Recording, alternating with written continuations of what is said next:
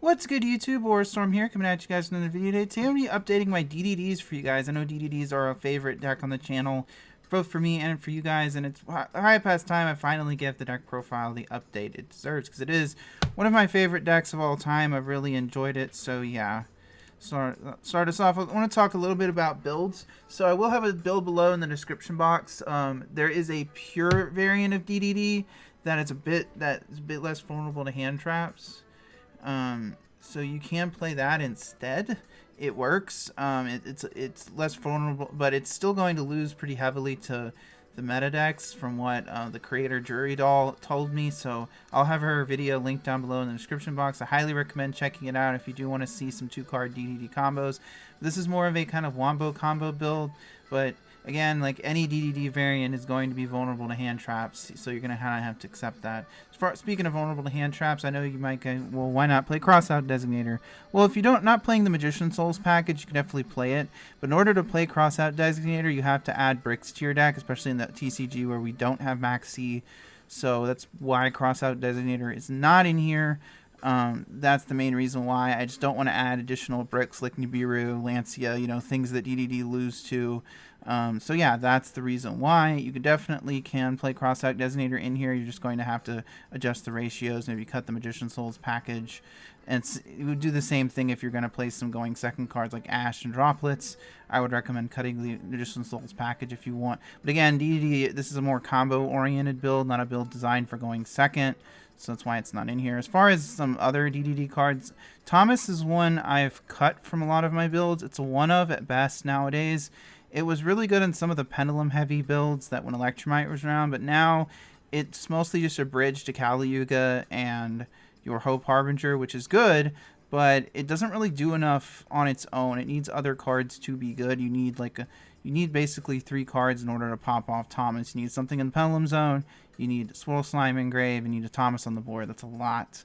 As far as speaking of other DDD cards, Orthos is good in the more pure variants. Like I said previously, I will have a link below in the description box to Jury Doll's video if you want to watch it. But that's the reason why Orthos can be played in the deck now in more pure builds. That are focusing on using Gilgamesh, but I personally just don't like those builds, but you definitely can play it if you want. Now, with all that out of the way, we'll go ahead and get the deck profiles. First off, we have 3 copies of Kepler.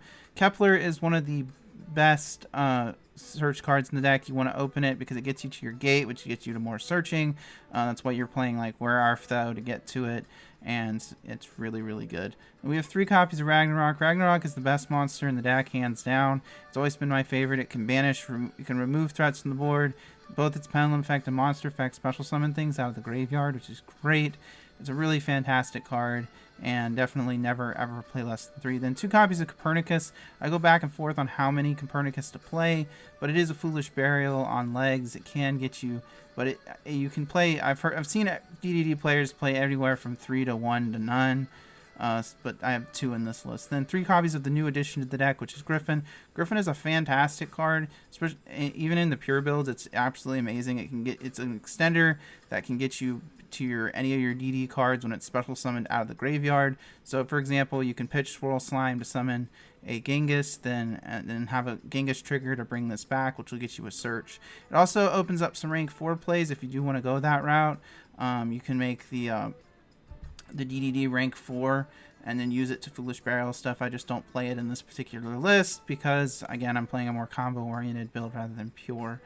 Then for the slimes, 3 Swirl Slimes. This is one of your best starter cards. You can immediately get to a fusion summon, and then you can banish it to special summon something from your hand.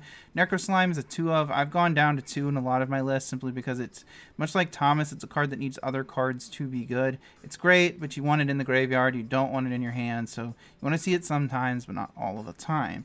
Then we have 3 copies of the main tuner monster Lamia. You're going to be special summoning this back a lot. Works really well you can search it with Where Art Thou in this list, so it's really, really strong.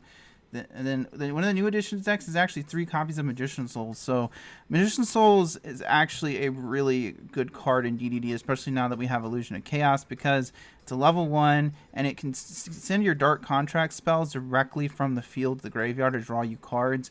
It puts a level 1 on the board to make you Where Art Thou's live. and it can get you some. It can do some deck thinning, get you some extra extenders. It's a really good package with the Illusion Chaos and Prep, which I'm going to get to in a moment.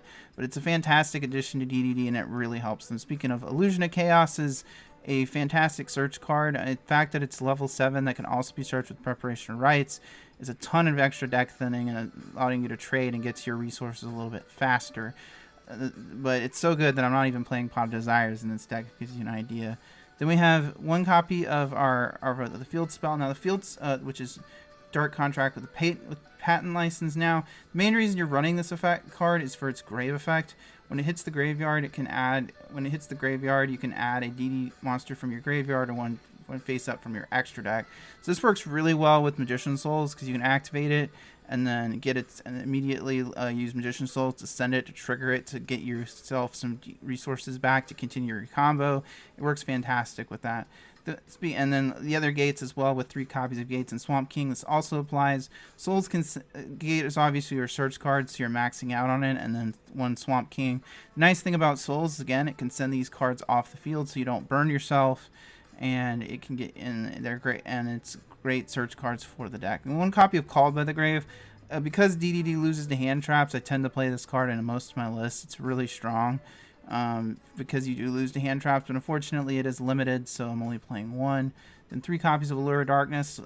All your whole deck's darks. Once you get the allures rolling, the deck really can get started, and it just allows you to get some dead cards out of your hand to get new cards, and it's good for that reason. The 1 copy of Foolish Burial. Again, you have a lot of grave effects, and this is basically a free +1 for you. We have 2 preps to search our Illusion of Chaos. Not too much to say here. Then 3 copies of War Arf, though. I go back and forth on this card in DDD, but honestly, like with Souls, it's basically fixes the problem where it's not live all the time. Now you can max out on it and get to any of your level 1s, which is a great thing for the deck. It's a fantastic extender for the deck, and now with Souls, it's even better. We have 1 copy of DDD Headhunt. Headhunt is an incredibly strong card because it's easily searchable via your Griffin, so you only need to play 1 of it, much like your other card. But it allows you to steal a monster from your opponent and then take it to the end phase. It's basically a crackdown on legs, but if it's summoned from the extra deck, it's also treated as a DDD monster, so you can stack it on top. You can stack your boy Divisor King Des Machinex on top of it, so it's really strong. Then now we're getting to the extra decks. So we have 2 copies of Genghis and 1 copy of High King Genghis. These are your main, these are some of your guys you're going to go into. Typically, you're going to go into a Flame King Genghis early because it's a great extender for the deck. You want to get to it so you can special summon back more DDDs and keep going. And High Flame King Genghis is great off of your Necro Slime. It's yet another extender for the deck. Siegfried obviously is a really strong spell negation. Not too much to say there. Crystal Wing, again, another negation, and it's pretty easy for the deck to summon. We have 1 Gus King Alexander. Again, it's another extender for the deck. You can climb to it immediately off your Genghis, so it's really strong. And we have Savage Dragon and Formula Synchron. These are great working in combination with your Halkify Brax. It can get you to another negate earlier in a combo without having to. It can get you to an additional negate with your Savage Dragon. So it's really strong when it does go off, and it can tag out.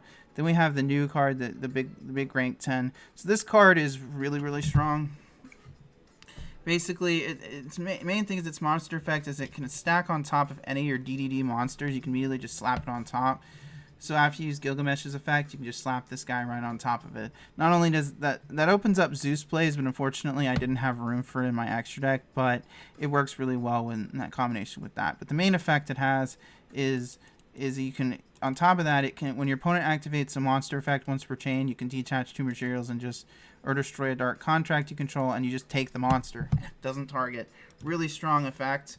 It can get around things like Dragoon that don't have targeting protection, and it just wouldn't immediately activate effect. You can activate it, and it is once per chain, but this can also get, the fact that you can use dark contracts to pay the cost is fantastic because you can if you have these on the board, you basically get the effect for free, and it gets them off the board so you don't get burned. Really strong card, and I highly recommend one of it. We have Hope Harbinger it's still in a fantastic negation. being able to negate spells and whatnot. Kali Yuga is the best card in the deck, going second. I've seen some builds do cut it, but it is a blowout card when it does resolve. Being able to, especially against decks like Eldritch, being able to just summon this and just completely lock their back row out is really, really strong. Then we have one copy of High Wave High King Caesar. Caesar is an incredibly strong card. Being able to negate basically any special summon and just being able to, and it does trigger, have a grave effect to search a dark contract, so you can do that. It's really, really strong negation, and it's not once per turn. We have one for the last 3 months. We have one copy of Gilgamesh. Gilgamesh is is actually a lot better than I gave it credit for when it first came out. The card is really strong, and it does help the deck. It gives the deck an extender it's sorely needed. We have one copy of Cross Sheep. Cross Sheep is a great extender early in a combo, and it puts a link in the graveyard so you can summon Savage Dragon. We have one copy of Halqifibrax for the last monster extra deck. I don't think we need to say too much about Halqifibrax and how strong it is, especially in this deck. So anyway, guys, that about comes to end the video today. Let me know what you guys think of this DDD deck profile down in the comment section down below. As always, thank you guys for watching. This is Orstorm signing out.